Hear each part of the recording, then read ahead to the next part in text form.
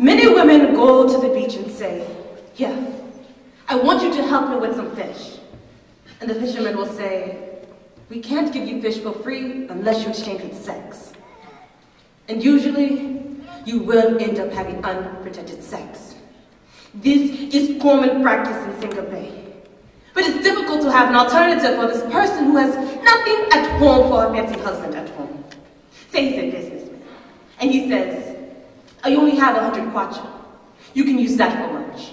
And then goes out. Then there's no flour for seaweed, no relish, so all these other costs, tomatoes, and all these other things, salt, they all have to come from the 100 kwacha, and that is unheard of. So what do? You say, maybe the 100 kwacha will be spent on tomatoes.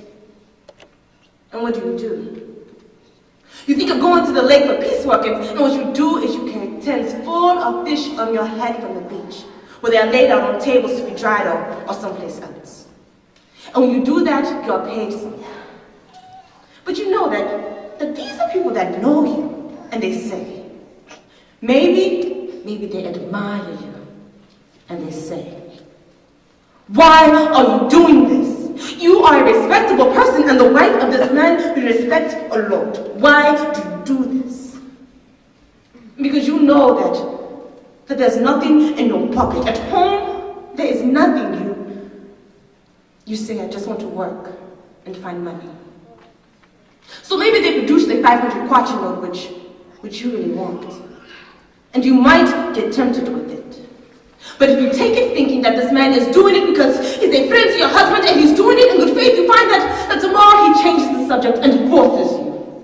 And because you know you had received the money the previous day, you end up having unprotected sex. So it's hard to have an option.